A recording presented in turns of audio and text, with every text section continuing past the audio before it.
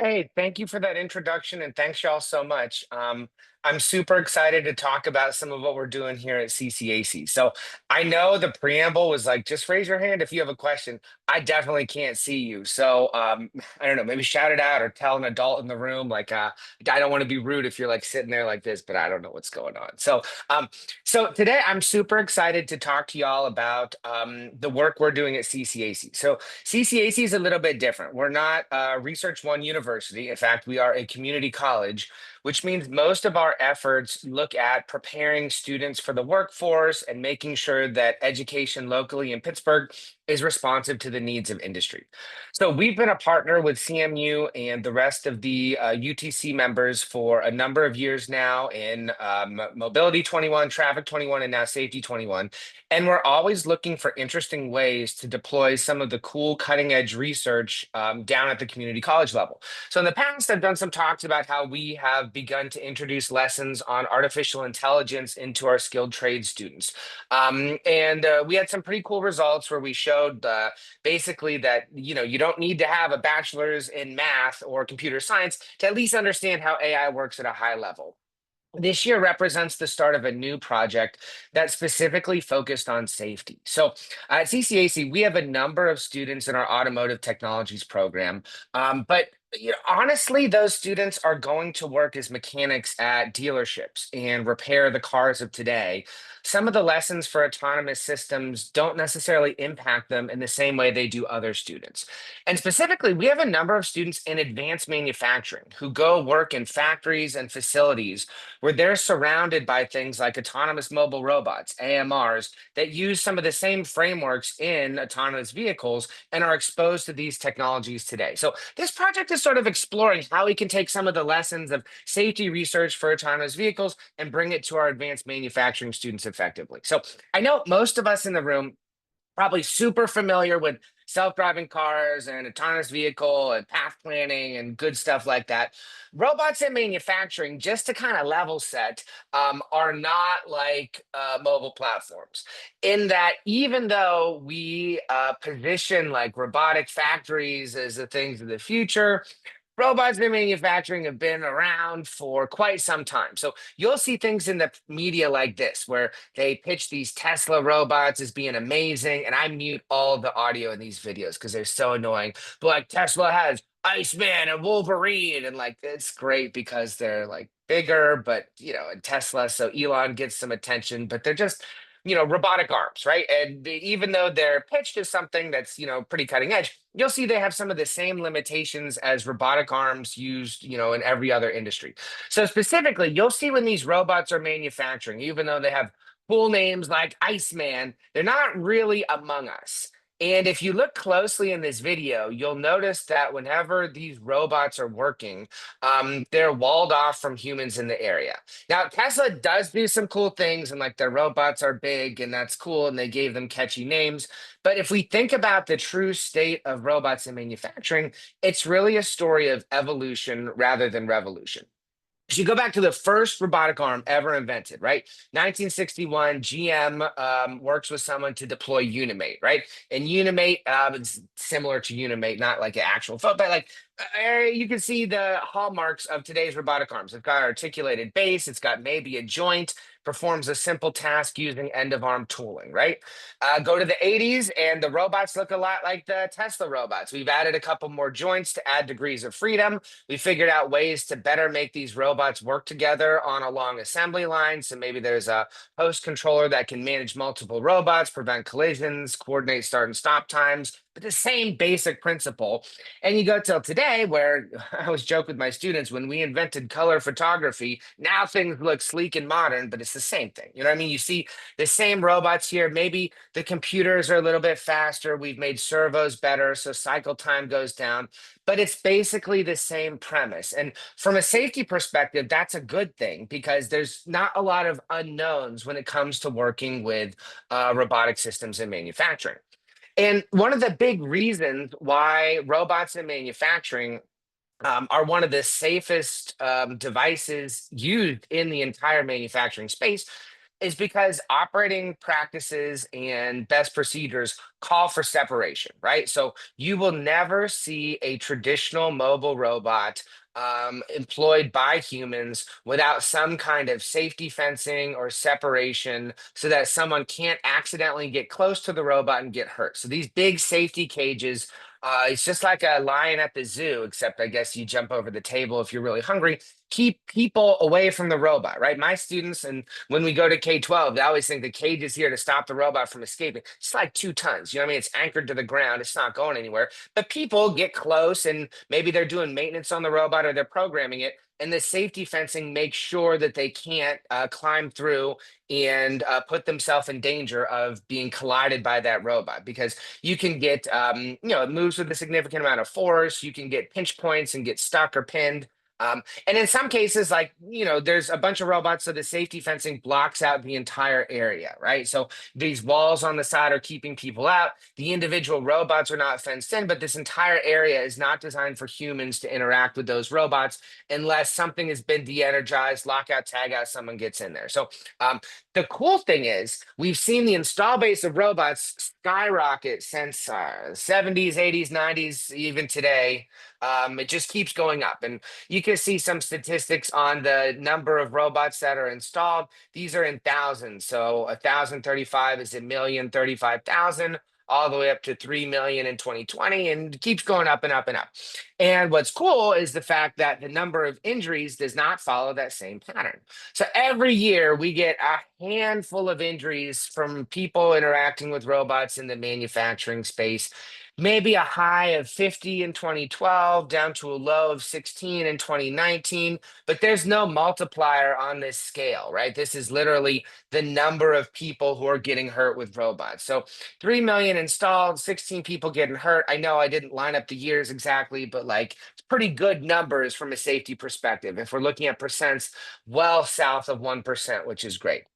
You're probably thinking to yourself, how does this guy from CCAC know all this stuff about robots? Just a quick diversion into a shameless plug, right? I have a new book coming out this fall, Robotic Safety Systems: An Applied Approach. You can pre-order it from Routledge. It'll release on November 14th. So if you're curious about learning more about these robots in manufacturing, actually don't order it here. Send me an email. I can give you an author discount. So it's really good. It explores all the stuff I talked about for statistics, explores best practices. It shows how some of the technologies from autonomous vehicles are being deployed in robots. Shameless plug. So anyway, if that was just a story, though, this would not be an interesting talk, right? Because like, why are we even investing time and resources and getting like 16 down to, like we want to protect everyone, but like the numbers are good. So the trend we see in robotics right now is we've got this use of technology called cobots or collaborative robots. And collaborative robots are one of the fastest growing technologies in manufacturing today. And the rate of adoption of collaborative robots has really skyrocketed since 2020. And so, what's interesting about cobots, these collaborative robots, is that they have additional hardware installed in the robot to prevent injury. So, just going back a little bit to those traditional robots, why do we put safety fencing around them? The answer is the robot is not designed to detect contact with a human, and it will not stop if it contacts with a human. So, if you are in the path of a robot's planned travel, the robot is generally going to proceed as though you weren't there, which can result in a very serious injury. Cobots add things like force sensors and load cells so that they can detect whenever they're coming in contact with squishy things full of water like humans and stop the motion of the cobot, making them potentially much safer than traditional robots, right? So if you go back to some of those videos of the Tesla robots moving around right in the factory, you can think like, geez, if a person is in the way of this thing that's strong enough to be moving car panels, the person is going to get a pretty serious wallop and the robot's going to keep moving, meaning it can drag someone. Injuries can be pretty graphic. Now, robots do have some safety mechanisms in place. So these robots have things like current sensors that can tell when it's contacting a wall or it's hitting something and really hard, so it'll shut down the robot to prevent an overcurrent condition. But it's calibrated to protect the device. It's not calibrated to protect people. And the reason is if you have a robot that can lift car chassis and move car chassis, the force that's required and the variation is so high that it's impractical to make something that can detect squishy people, right? So traditional robots do not do this. It's just not something that happens. Cobots have started to do this, and it's super exciting, and they're growing everywhere. So you see cobots being deployed in facilities like this with no safety fencing around them. And Universal Robots, they're a Danish company. They're one of the leaders in these collaborative robots, has all kind of videos showing the cobot in use. So you can see the cobot is working right alongside a person. There's a little bit of safety fencing here, mostly to eliminate a pinch point, right? Because as this robot manipulator grabs, it's going to grab something. It can't always tell if it's grabbing a person or something else. But behind here, where the robot's actually moving around, there's no safety fencing. Because if someone comes back here and is doing some other kind of maintenance and the robot accidentally activates, the collaborative nature of this robot is designed to shut down the robot before serious injury occurs. So when you see robots installed without safety fencing, it's usually this new flavor of collaborative robot, which is pretty exciting. So the conventional wisdom went collaborative robots should be much safer than industrial robots because they detect when they hit squishy things like us and turn off to create a much safer environment. Unfortunately, the results are not as straightforward, right? And in fact, the safety implications of cobots, I generously use the word complex because um, they are not a guaranteed system for promoting safety. And when we look at some of the first systematic reviews of cobots replacing traditional industrial robots, we actually find that injury rates may go up in facilities where cobots are deployed. And the reason is complex, of course, right? There's a million things going on. But in some cases, cobots, the entire cobot system may be rated as something collaborative that could, effectively stop when it makes contact with a human. But when you install end of arm tooling that might have a sharp point at the end of it, all of a sudden the built in force sensors are calibrated for the robot joint making contact with a person, not that sharp tip where all the force of the robot is concentrated coming in contact with a delicate part of a human being. So this is a typical end of arm tooling that's used to calibrate robots where you use it to teach positions and really validate the endpoint in space. So if you want to train a welder, you can get that point very precisely defined. So all the degrees of freedom are aligned and the robot knows its tool center point and can move through space. Even the most collaborative robot, if you have this sharp tip moving towards you and it makes contact with your skin, you can still get a puncture wound before the collaborative elements in the robot stop motion from occurring, right? And you can do things like calibrate the tool center point and say what the load, and you can do a lot to make the robot smarter, but many people will snap a tool on a robot without changing that information and create a system that's very dangerous.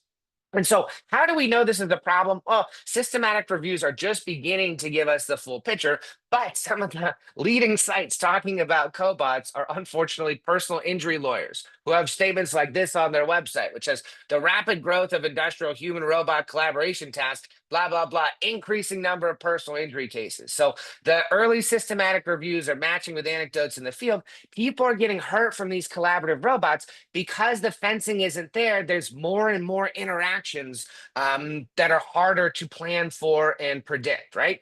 So because there's no safety fencing, right? This is another cobot in operation.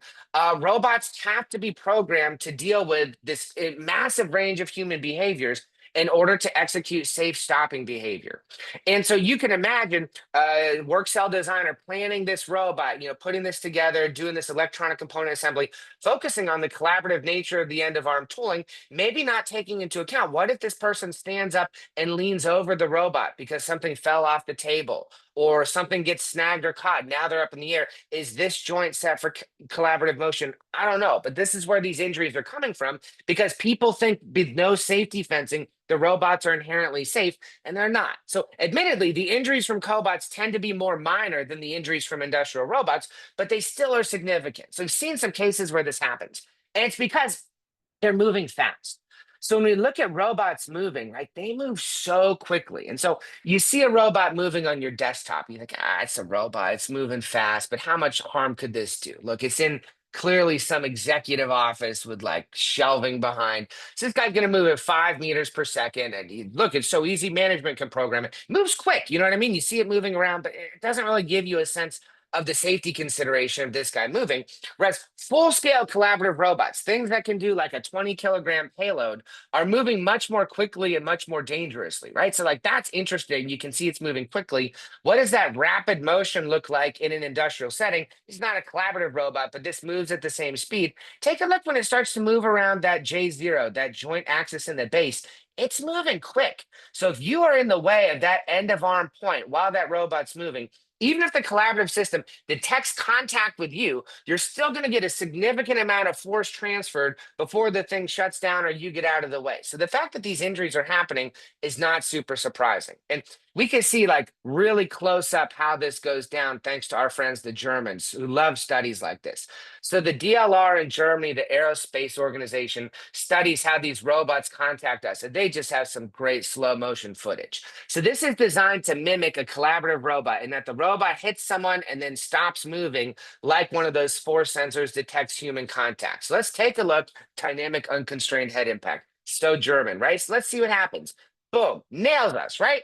So you can see, even though the robot stopped and didn't like drag the person around, this is like significant skull damage potentially, not to mention the fall that occurs when you fall down. So it's really this space where now that people are, working more closely with rope, just it's just funny. Sorry. It's a crash dummy, so it's funny, but like of course in Germany they just slow it down so we can really watch it. The people who invented Schadenfreude, of course, are really good at making these things.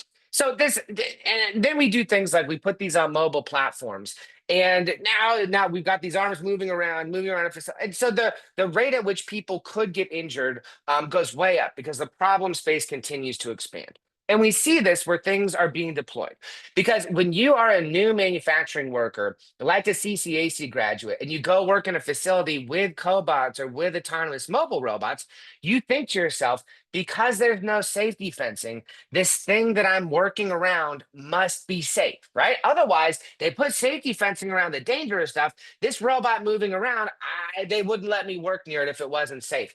Couple that with the fact that Amazon warehouse workers can be seasonal, temporary, 1099s in some cases, and people let their guard down, right? So everyone assumes that these cobots are going to be much safer than the pieces of equipment that are safely behind the safety fencing. The baler or the hydraulic press has all this warning stuff. The cobot moving around on a mobile base, yeah, it's like friendly, like Wally, but people still get hurt. So we're starting to see cases in the workplace where people are getting hurt. So this is a good example of a little cobot hurts a boy in a chess tournament in Moscow, right? And this is before all the Ukraine unpleasantness. So the robot's designed to be safe. He's playing chess against a 7-year-old, and he grabs his finger thinking it's a chess piece, and he just keeps moving, and he breaks the boy's finger.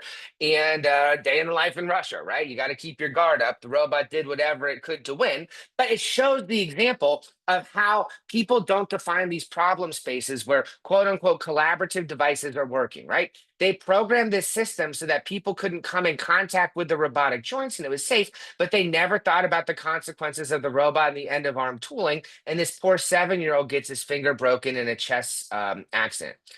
He interacted with the system in a way that the designers didn't prevent or they didn't predict, right? And this is how more and more injuries happen in the workplace. Amazon, right? People get hurt with Amazon robots all the time, but it's not what you think, right? It's not that the Amazon robot is like pinning workers in the corner because believe me, someone would film that on a cell phone and smuggle it out. But what we see are cases where maybe the Amazon robot runs over stuff like bear spray, right? So in 2018, the Amazon robot ran over a package that someone dropped in a distribution warehouse. The package was full of bear spray, right? I don't have a video because Bezos doesn't let them use their phones in the warehouse, but like we got the reports in the medical. So the bear spray comes out, everyone's getting respiratory injuries. The robot was not programmed to account for the fact that it was dealing with hazardous goods, potentially noxious goods. So when a worker dropped the package of bear spray, he didn't even think about how the robot would respond to it because, again, the assumption is the robot is safe. Now, fairly, I think you could argue, and in fact, the designers of the robot argued, we had no way of knowing that our robot would be working with hazardous chemicals, let alone bear spray at Amazon warehouses. Someone should have really told us about this so we could plan for it. And that story is a great one until you factor in the fact that the same thing happened in 2015. The robot ran over the bear spray in Amazon warehouse. No changes. So the same thing happens in 2018. Bear spray comes out, just like everyone is tear gas. You know what I mean? Because it's designed to knock down a grizzly. You've not a chance. You just get out of there, and it burns people's lungs. It's not pleasant. Um, to be around. So, what does this have to do with community college students, right? So, our students today are graduating and getting jobs in these warehouses. And not only do we have to prepare students to like program and service robots, but we have to program students to interact with these robots safely. And community colleges are at a unique, role in society because everything else in society prepares our students to interact with human coworkers. You could argue not well because Gen Z likes to text and TikTok and whatever, but like people generally know how to work with coworkers, they know how to interact with them safely. Very rarely are there accidentally someone runs down someone else because we didn't see him in the hall like Terry Tate office linebacker, right? But what do we do to get students ready to work with these autonomous systems, right? Um, and that's a big question because historically the answer is nothing, right?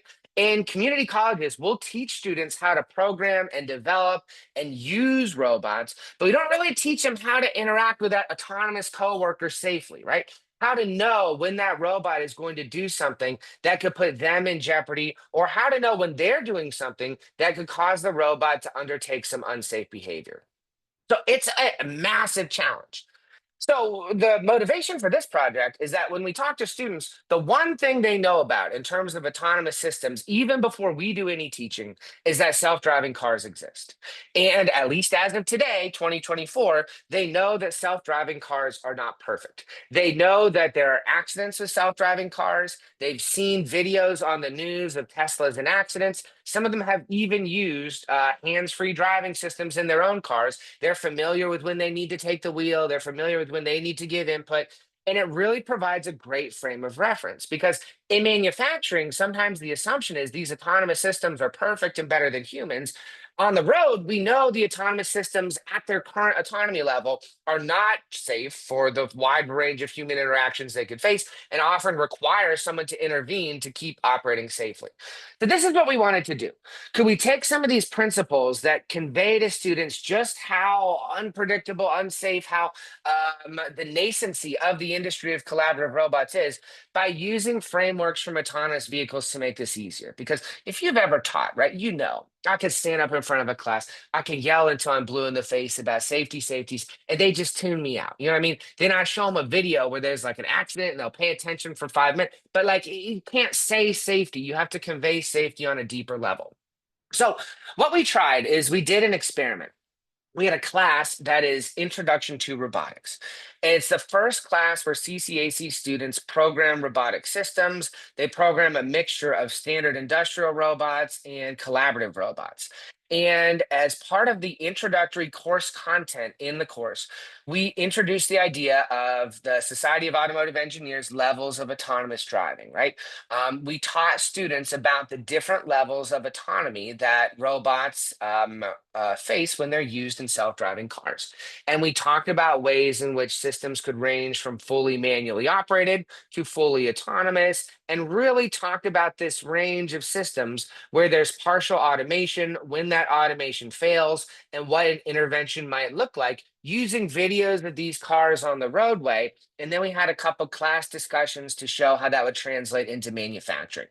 We had two introduction to robotics classes. So in one class, we had a whole lesson on the levels of autonomous driving. The other class, we didn't. We just used our traditional safety instruction. We always do at the beginning of class to keep people safe. Then we wanted to look and see how effective it was. And we can't actually look at injury rates, right? Because thank God our injury rate is zero. Like in class, I don't have students like going to the hospital on like a stretcher. Like no one gets hurt in class ever. So zero versus zero. So what we looked at were the number of unplanned stops. So this is an actual robotic assembly line that the students jerry rigged together to do a project on. And what we did is we looked at the number of unplanned stops. So the number of unplanned stops happens every time a student comes in contact with a robot or the robot gets jammed into the table and whatever, that sensor takes over and stops the robot from continuing to move in order to protect the robot system, right? So it's not exactly a proxy for safety or anything, but it's an interesting measurement because as students plan these labs and they learn how the robots work, they make a number of mistakes where they will pinch themselves a little bit with the robot will hit another robot, the robot will jam in and gouge my very nice, very expensive tables with machine surfaces. So number of unplanned stops is interesting. So the students did a number of projects and the projects look like this. And I have to mute the sound because the students swear all the time. So the robots are picking up things like work pieces. They're going to set them down. We did some wiring to PLCs, but simulating a collaborative environment where there's no work cell or there's no fencing in the way, and the robot's going to do a task on a switch that's been outfitted for it, and it's going to switch it a couple of times and trigger the other robot to do something. And remember, anytime as the students are prepping for this, if they jam the robot into the PLC or they jam the robot into the table or they jam the robot into the other robot and it hits it, then that would trigger an unplanned stop, and that's the event we would look at. So moving these robots around and they're completing these exercises, and we're looking at the number of times we get those faults, right? And the results are interesting, right? So we did 5 activities in the class where we could effectively monitor this. Students who did not have the autonomous vehicle training are the orange barcodes. Students who had the SAE levels of autonomy are the blue barcodes, right? And I'm not statistics guy, so I cannot say this is a statistically significant reduction, but the number of unplanned stops was lower in the group that had the training on the SAE levels of vehicle autonomy than in the groups who did not have the training. So for us, at least, it initially looks like this is promising, and this is a good approach to instill a culture of safety and a culture of understanding the limitations of machines and where a safety mechanism will take over in a way that's intuitive to students. Across the board, on every activity, the students who received that autonomous vehicle training had fewer unplanned stops.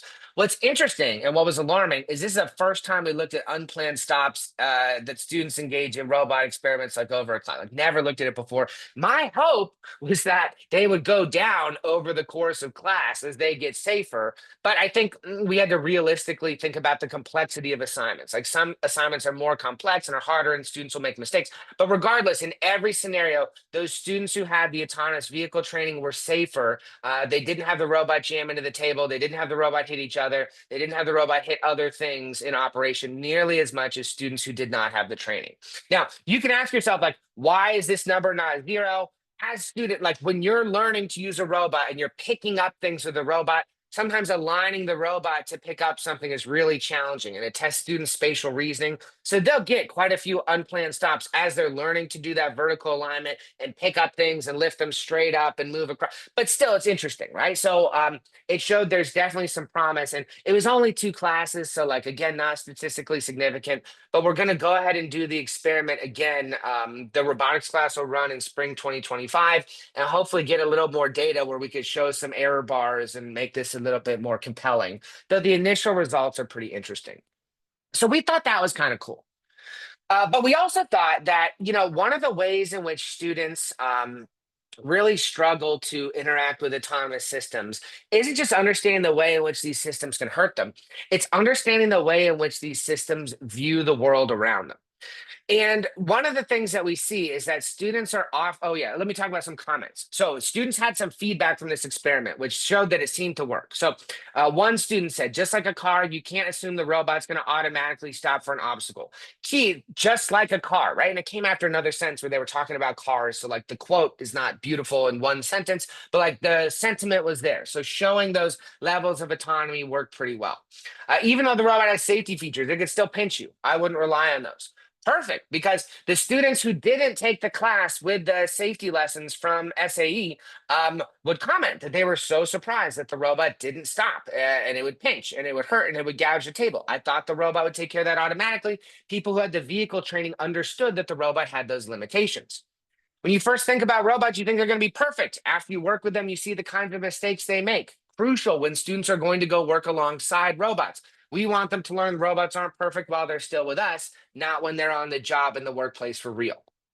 Even though we didn't work with cars, starting with that, the topic of these levels of autonomy helped me understand what limitations the robots had. So qualitatively and quantitatively, it seems like this is a good approach, right? So we're thrilled with the student remarks on this. We'll do a little bit more study and see if it becomes more systematic.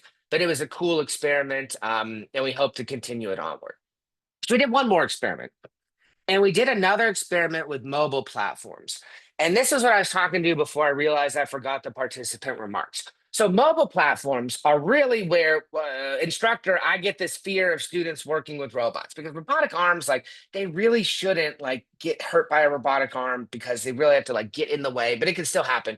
Mobile platforms are going all around. And not only are they like crushing and releasing bear spray, but they sometimes react unpredictably and they have mobile manipulators on them. And it's just like this we don't know what's going to happen, right? They're out there now. A3 just came out with their new safety standard, taking into account autonomous mobile robots, and like systems integrators are still learning, but our students are entering the workforce now. So one of the big questions that we have is, do students understand exactly how autonomous mobile robots see the environment around them, right? Because they kind of look at this thing moving through the hallways, and do they understand how it's using sensors to detect obstacles? And can they use that knowledge of how these sensors work in order to interact more safely?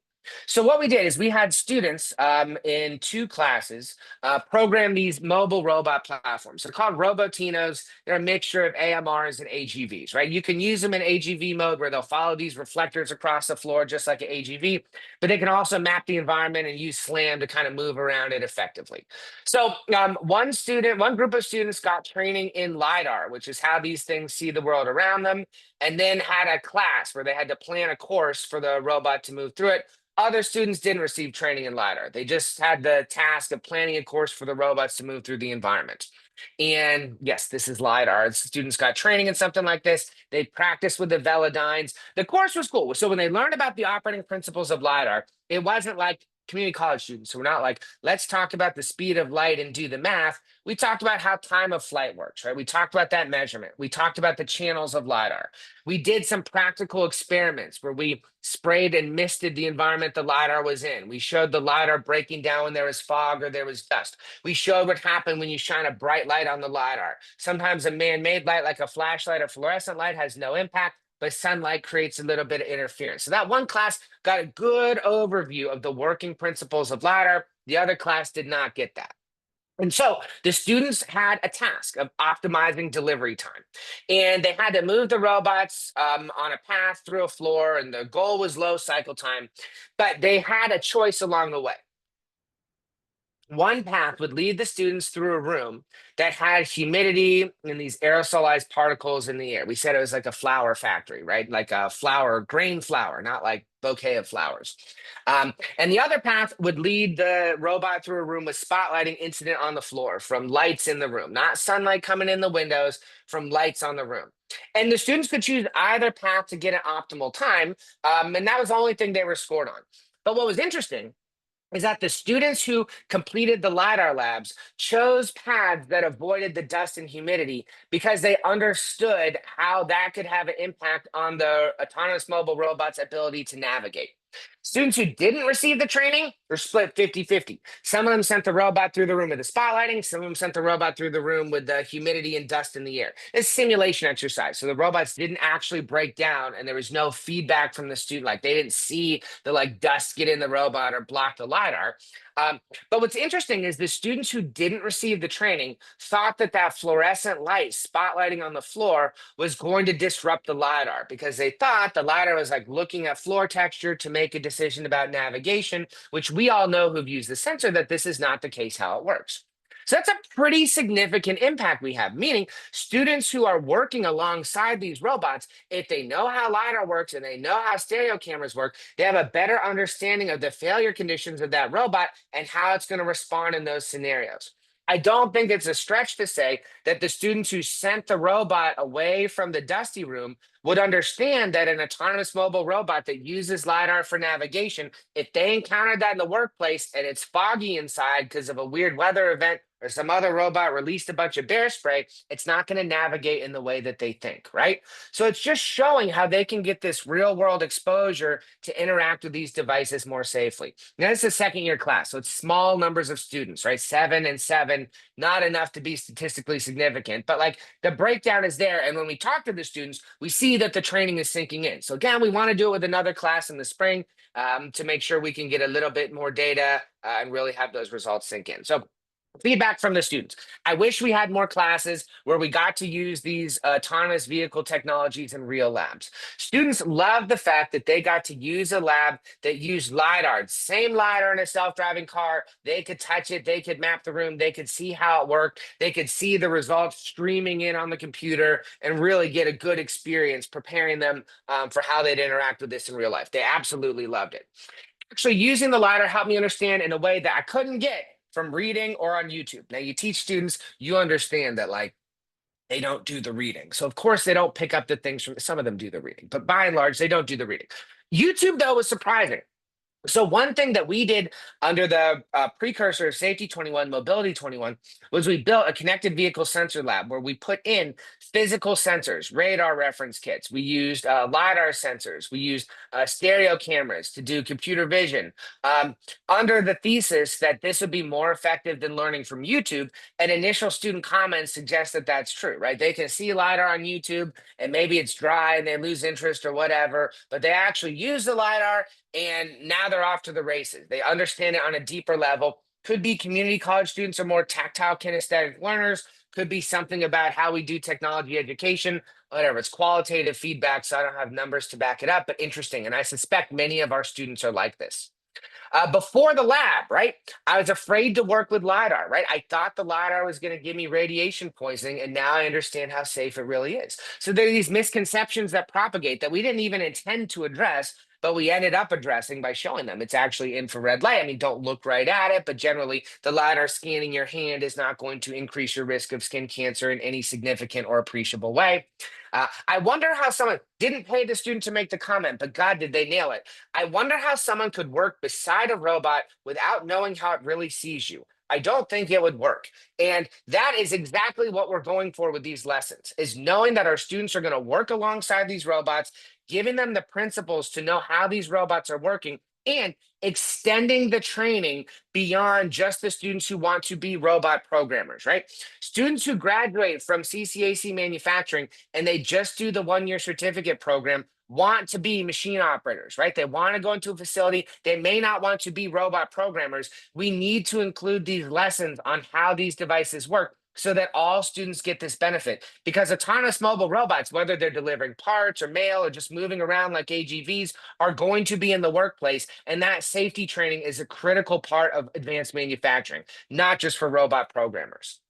So we've already made some changes based on these results. Now we include some principles of autonomy in our introductory manufacturing classes, right? Those classes that teach about safety and lockout tagout, we include some of this content there right up front because we know we lose some students along the way because they go get jobs. We want to maximize safe behavior wherever it's possible. So I think it's really good, right? Like we love the things that we found so far. We love that the students who work with these tools seem to understand their limitations and how they can collaborate with them more effectively than students who did not.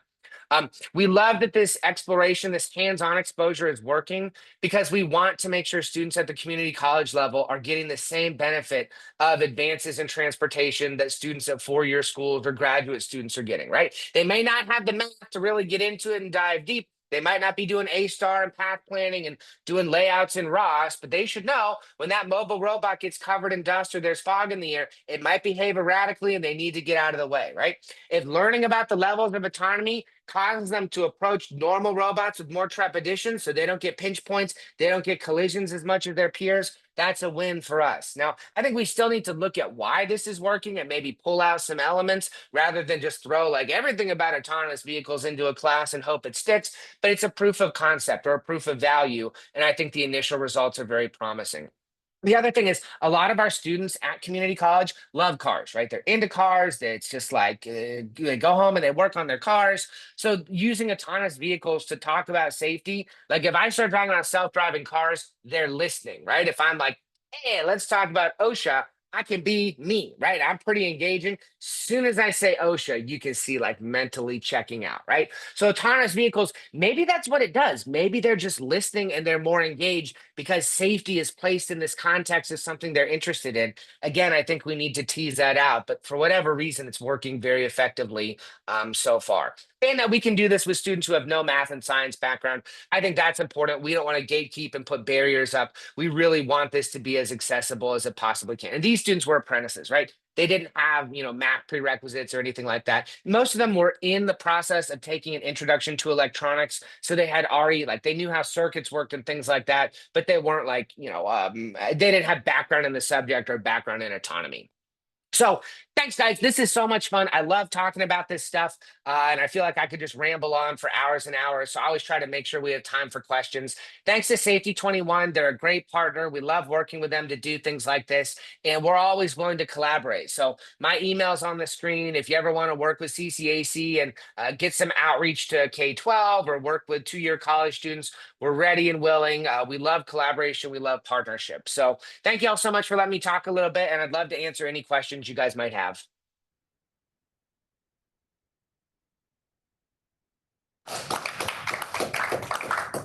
Thank you. Thank you. We didn't have any questions, Justin. I have a question. Oh, Chris has questions. Justin, that was terrific. Always interesting to hear what you're up to. I wanted to ask about mobile robots in manufacturing facilities. I can remember seeing the first generation of mobile robots, oh gosh, 20 years ago in semiconductor fab. And they were very slow moving and seemed to stop pretty readily whenever there was an obstruction. I was wondering, what's you're doing experiments on sensors for them now. I was wondering what the current experience on safety hazards for the mobile robots and those sorts of facilities is, and what's the current state of standards? Who's promulgating standards, and do you think they're adequate for the new sensors that you're talking about? Yeah, so the big changes are one, they move a lot faster now, much faster, and many of the standards focus on stability and center of gravity because of this increased speed and increased inertia. So if you have a mobile platform and it's going to stop because of an obstacle, is the payload going to remain secured? Especially when you have something like you have the cobot arm mounted on the AMR, the center of gravity is tough. They just move a lot faster. And these kinds of things are very typical, moving around at speeds that the old AGVs, like I've always joked, it was like Austin Power and the Steamroller. Like, how would you get hit by an AGV unless you really weren't paying attention?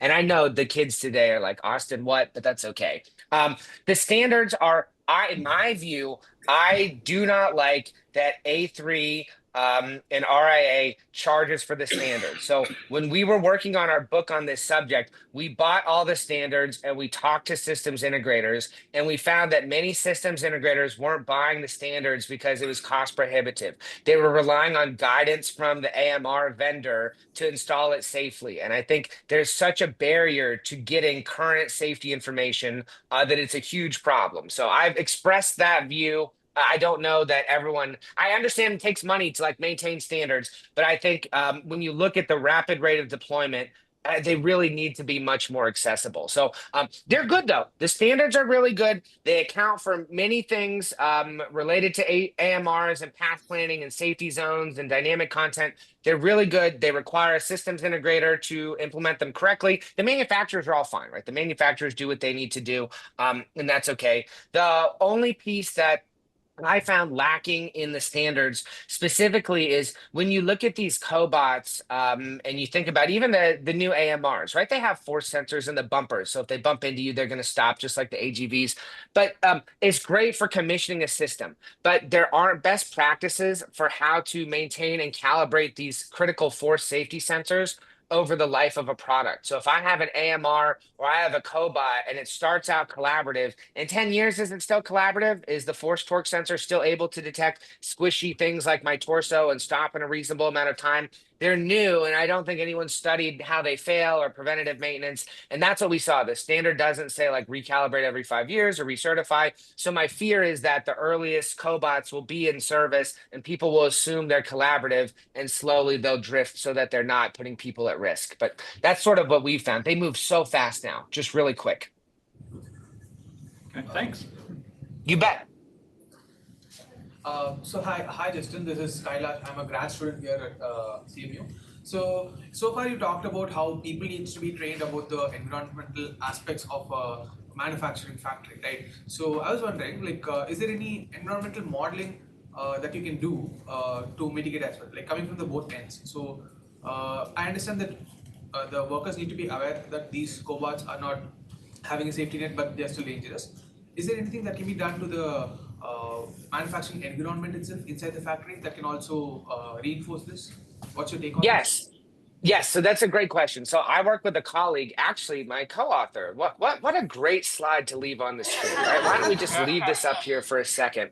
And he designs simulation software for factories that takes into account things like environmental hazards. Yes, and what we see is the process of certifying like an autonomous mobile robot. You can do a lot of the tests through simulations, but if the tests don't take into account the real world dynamics of a facility, and guys, just a US Steel, not doing something with robots, but like everything is covered in coke dust, right? So if you're going to do a braking test or a stopping test or a turning test and assume this robot's not going to tip over, and you don't take into account that everything is covered in coke dust, like it's not going to be an effective test for that real world setting. And so the robot manufacturer doesn't have that responsibility. You could argue that the systems integrator can only take care of that at the time of commissioning. It really comes down to the operator. But yeah, Chris Quick, he runs a company in Missouri called Realbotics. He's doing a lot of work in this space and he's pretty good at that stuff. I mean, it's hard because particulate, like the modeling is very challenging, but he's come up with some factors that can at least be used to predict hazards in an environment pre-deployment so that if you do implement these systems, there's a lot less on the ground learning. And so that's what you'll see.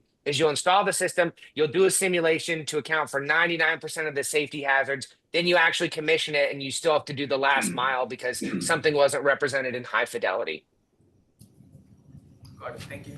We have a You're question welcome. online, Justin. Is it your understanding that most of the advanced manufacturing programs offered at community colleges around the country incorporate this level of safety training about working around robots? No, they don't. They should, but they don't. I will even go farther and say it shouldn't just be in advanced manufacturing. It should be in gen ed because soon you're going to be in a supermarket and these autonomous vehicles are going to be stocking the shelves and like, you're fine because you're a grown up, but like, if you have a toddler, you might assume because it's stocking the shelves, it's going to be fine. But there is a safety robot, Nightscope, makes these security robots. One ran down a toddler in California, right? The kid's fine and no one thought it was going to happen. But like, no, advanced manufacturing programs don't do this. Community colleges don't do this. It should be part of like the same thing. We expect a student who leaves community college to be able to read and write. We should expect them to understand how to interact with autonomy as they see it in the workplace. Maybe it doesn't need to be its own class, but like, it's here and those interactions are only going to become more significant. That's my view. Thank you. Thanks, guys. Thank you. Thank you for sharing your work, Justin. And to all of today's attendees, thank you for joining us. Today's presentation will be posted on the Safety 21 website What's Happening page, along with a link to the video of the session. For students who are interested in engaging transportation topics, the Transportation Club on campus is a great way to plug into transportation topics with fellow transportation enthusiasts. Thank you for attending our Smart Safety Connection seminar. We hope you will be able to join us again for our next session. In the meantime, please feel free to contact us with any questions. Thank you.